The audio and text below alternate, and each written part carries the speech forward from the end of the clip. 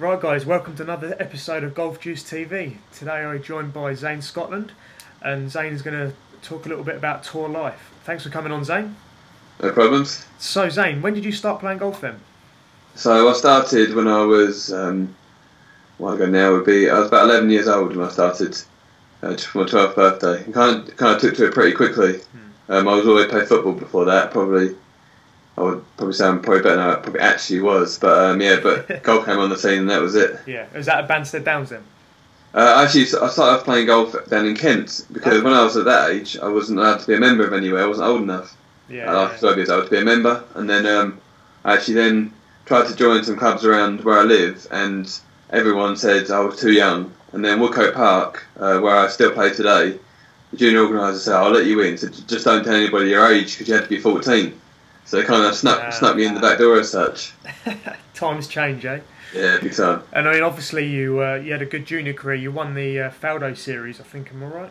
Yeah, I did well in the Faldo series, and I won the Peter McAvoy Trophy, which at the time was like quite a premium. Yeah, still is. Junior event and that, and played for England and stuff. So yeah, that was I got took to it pretty quickly.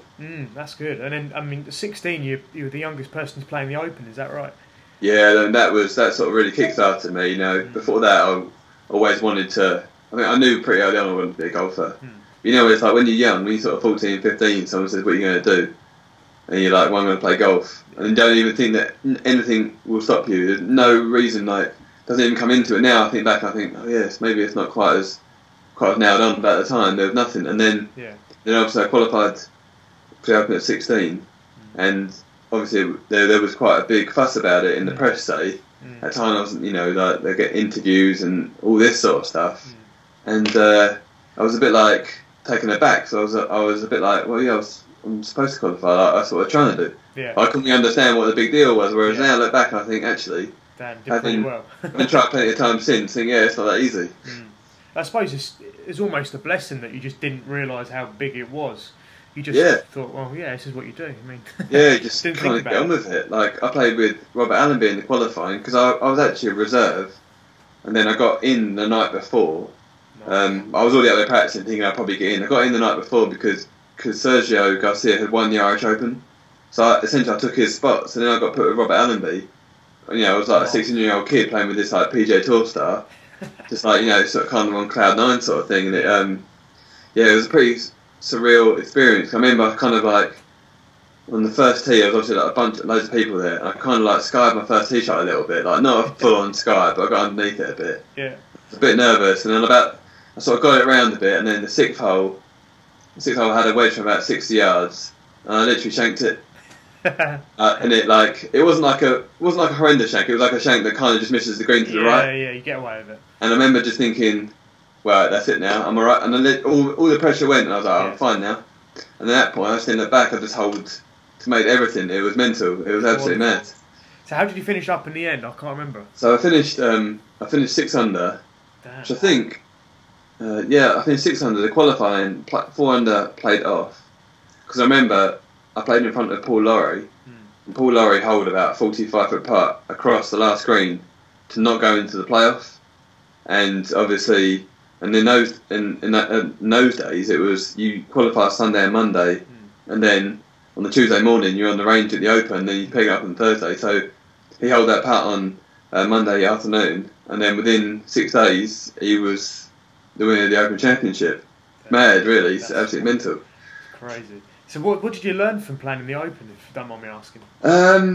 It's hard to say really because I was so young. You just kind of felt natural.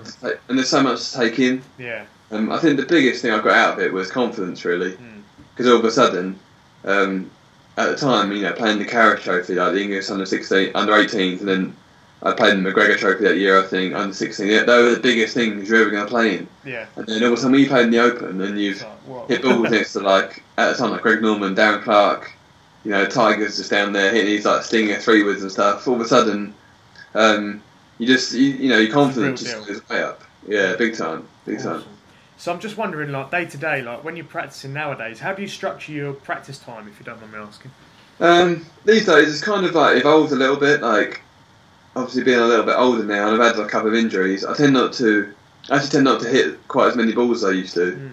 Well, saying that, when I started off, we didn't really have a practice ground, so I just played. So, didn't really warm up, go out and play, spent hours on the putting green, that's what I did. And then kind of through the middle somewhere, you kind of think, oh, I better hit balls and practice. And I tried all that for a few years. I just really didn't enjoy it, and maybe got too technical and so forth. And then, last few years, I just made a real concerted effort to just go back to how I used to do it. And I mean, I've never been a big one for warming up anyway. I'm late everywhere I go, so I always turn up with like 10 minutes to go, a couple of swings and tee off. But funny enough, it kind of works for me because whenever I have a long warm up, exactly, yeah, I start thinking about it and it just doesn't work. So so I tend to play quite a lot now. You know, I do a bit of work with my coach and I do a bit of mirror work at home, you know, to check setup and stuff. But I don't. I went through a stage of like filming my swing and stuff. I don't ever film my swing anymore. Don't look at it. Work on some fundamental stuff with my coach, and then just go and play and just feel it basically. Just being that more natural golfer rather than. Yeah, well, I say that. I mean, I bought a TrackMan last year, and so like I'm into the numbers. Yeah. But I'm not into, but it's been quite good because now I don't look at what my swing looks like. If it doesn't, if my numbers are good, I don't care what it looks like, and if they're off, I just what's going to make it numbers good again. Don't need to look pretty. So yeah. I mean, golf's kind of evolving a little bit, and it's quite good fun having the TrackMan to definitely toy around with. Yeah, we're working with them, and they're good company. Yeah, amazing. Seriously quality bit of kit. So I'm guessing what's your schedule for the year? It's just the MENA Tour, am I right? MENA Tour. I'll play some Challenge Tour as well. I'll get in a few off my ranking. I'll get in some co-sanctioned events on the main tour, and from the MENA Tour, I'll get into a few main tour events, full-on main tour events as well. So yeah, I've got plenty of golf to come, and hopefully won't have to go to Q School, but you know, if need be, we're back at Q School end of the year. British Open qualifying.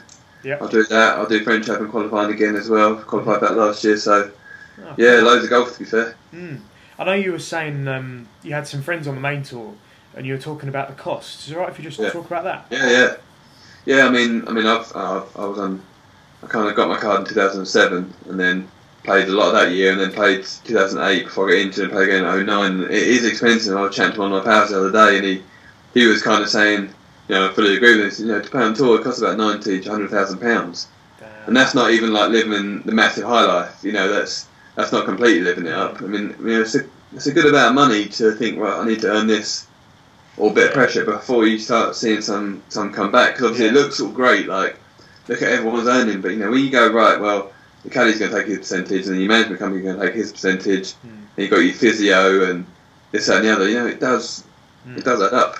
It's not as rosy as everybody thinks it might be. No, definitely not. Obviously, if you're playing well, everything's great. Yeah. But it's that thing, isn't it? Like, if you're playing well, then you have not many other jobs. You have potential to go from I've earned nothing this year, I might earn £1 million next year. Yeah. There's not many jobs where you have that chance, but with that comes risk. Yeah, you know, exactly. Risk is you might lose a lot of money, but you know, you're almost gambling on yourself, aren't you? I mean, if you're worried about that sort of thing, I don't think you should be. You're not trying to be a professional golfer. Sometimes you've got to get on with it. Definitely. So I'm wondering, when you have practice rounds, what sort of stuff do you measure and work out and look at, or do you just walk up and take every hole as it comes? The books are pretty good. Like the Yardbook's pretty good, so that does a lot of the work for you, especially on like the Challenge Tour and the main tour. And then really for me, I try and find like the lines off the tees. So I try and before I tee off in the first round of the tournament, I need to pre-know what my line is. So when I get to the tee, there's no faffing around, having a little chat with the caddy or like, where do we hit it here? None of that sort of stuff. Go like, you get on the tee and you go right straight over the right edge of that bunker or on line with that tree. That's all sorted. And then the next part, I guess, is really your angles into the greens. Trying to find that's a little bit dictated by the pin position. Of course. But it does make a difference. And then really the next thing is just trying to work out what the speed and the feel for the greens and how they react and stuff. Like I try now to be quite aggressive into the pins if I'm coming from the fairway or semi-rough. I try to be quite aggressive into the pins. If you're in the thick rough, I think you should the main thing is just get it on the green, pin it the green. But I think these days, I mean, I played from playing the Desert Classic last year and then the French Open, Desert Classic again this year. There's no time to play safe, like, and then when you play Challenge Tour, everyone goes so deep. There's no time to like I'm just going to have a steady round today, hitting the middle of the green. Like everyone's pretty good. You gotta put it out there and go, right. You got to have 5-6 birdies today to get anywhere. Yeah, that's hardcore. So I wonder, what sort of are you someone that takes a lot of notice of what you eat and drink on the course or off the course? You know, you got. Yeah, like at tournaments, I tend to like keep it pretty simple. Like like most sports people, really, you kind of live on chicken and pasta and then Italian food, because when you're away, there's every country you go to, every town you go to, there's an Italian restaurant. Like you know what you get in. Yeah. It's not necessarily always the best of food, but it's you know what you're getting, sort of thing. And then on the course, always I drink like loads and loads of water, and then I tend to not eat too much on the course. I'll eat like maybe bananas and so forth, but I'm not too picky. A bit of fruit. Maybe half a sandwich, but I don't feel like I can't even swing if I'm full up. So just loads of water and just nibble on bits. Fair dues. I was just wondering if you could give aspiring amateurs, you know, that want to be pros or just amateurs advice. What sort of stuff what are the mistakes that they make that you've seen, and what sort of could you give? I mean, I've seen it all. And I've probably done it all myself, really. I would say the people that do well tend to they have a plan and have a team around them, and they just stick to that, and they sit by their guns. Because when you're playing well, like everything's easy, but when they have a few bad weeks, they don't panic and they just stick to what they're doing. And essentially, they always come out of it. And then the guys that you see don't do very well, will try new things, try a different technique each week, different coach. So. Maybe just changing things really, and not looking to yourself. Maybe having a bit of confidence in yourself and say, you know what, it's a bad patch now, but it'll be okay. Some sort of perseverance. Yeah, definitely. I mean, there's a lot of that really. I guess the main thing, if you don't have a good team around you, you would drift around. If you have a good team around you, you've got the right people around you, then you don't drift. And you've got people in your ear saying like, just relax, don't worry, and just kind of get on top of that. Because especially when you go from amateur to pro, problem in amateur golf is when you play for a team like the England team or the county team or your club team, you're told to right, we're going to do practice here, and this guy's going to be your coach, and you're going to travel on this day, and this, that, and the other. And then when you're a pro, you're on your own, so you've got to make your own program. Yeah. And that's the main thing. All of a sudden, you've got this network of support that's not there. You've got to make sure you've got your own one, and just have your own plan. And probably the other thing would be, you know what, there'll be something in your routine or in the way that you practice or play, which no one else does, and you'll get out on tour or out there, and people will question it, or some like amazingly experienced caddy who's won all his majors and say, "Oh, you don't want to do that, you want to do it this way." But you know what? Like, if it works for you, just do it. Just do it. Have no ego about it. Just do it. Just get on with it, sort of thing. That's what you see. You know what I mean? Like, it's a bit like when I first got on tour. I'm like good mates with Ollie Fisher, and Ollie is a really good player, and that was sort of 07, 08 time, and then he was really good mates with Rory. So Rory got his car at the same time, so we used to practice quite a lot together. And you would think that, you know, Rory would be there and he'd be taking all these notes down in practice rounds, this, that, and the other. Because like Ollie, for instance, was really professional and like did all the notes and really diligent. But Rory just like waltzes around, like he may have the yards but didn't bother looking in it most of the time, and just like it was like he was playing a game with his mates, and that was his way. And he's never changed, sort of thing. Even when he's not played very well, he's never changed, and he's pressed on. He's got his same coach as he always had. You know what I mean, he's not messing around with things too much, and it's worked out. Definitely. Worked out well for him. Oh, cool. I just one last question. What do you do for your body? Like, do you do any fitness or stretching or anything of that? Yeah, nature? I guess times are kind of changing. From when I started, we were told the fitness and nutrition stuff we got told from the EGU was you got to eat Jaffa cakes on the golf course, and that was that was almost what fitness was in those days. It's kind of evolving a bit now, so I would say I'm in the realm of I don't live by it. Like I go to the gym when I'm at home, I work out when I'm at tournaments. I do stuff. I've got a guy who's a golf-specific trainer. The main thing for me is to try and stay flexible, which it's just massive in golf, really, and work on like balance and so forth. But it's kind of different. I'm in that realm. I'm in that middle realm of like fitness is not what I've always known as a golfer. Where I think guys coming through these days, you know, they come in when Tiger was already on the scene. So like they started golf and went straight to the gym. Yeah. So it's kind of different. So yeah, the main thing for me is to be flexible, and to look after yourself that way. Because all the travelling and stuff, you do tighten up. Like I passed 30 a couple of years ago. You do notice that a little bit more. I can imagine. I know what you mean. Okay, awesome. Thanks for coming on, and we'll hopefully have a chat again in the future.